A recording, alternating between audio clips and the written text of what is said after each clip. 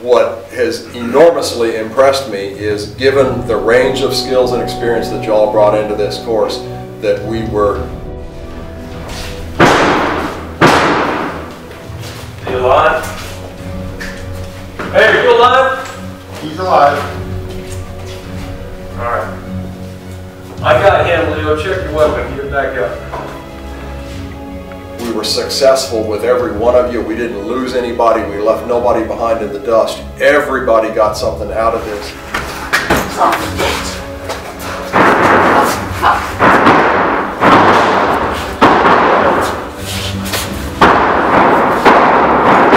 Everybody else in here?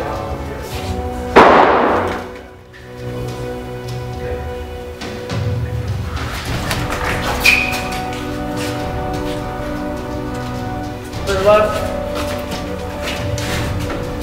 Cassie, left back. Get the guy down. Okay. Don't fucking kill me! You see your hand? Put him up! Up!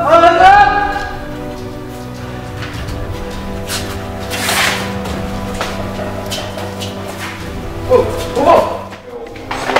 Make sure you got your... Okay. Make sure when you come up and you draw, right here, that grip should be set. As you extend out, you've got that grip. You've got that thumb pointing towards the target. You will be one of the top shooters on the block, man. Let me tell you what. You will be in the upper 99.9% of gun handlers on the face of the planet. It's not that hard, and you can overcome these training limitations, just like the kids who would start pantomiming, you'd start doing the friggin' tap rack flip with the ARs. If that's what you got, that's what you got. You guys don't have that limitation. You can go home, you can designate dry practice area, and you can start dry practicing. And that's where all the real skill comes in.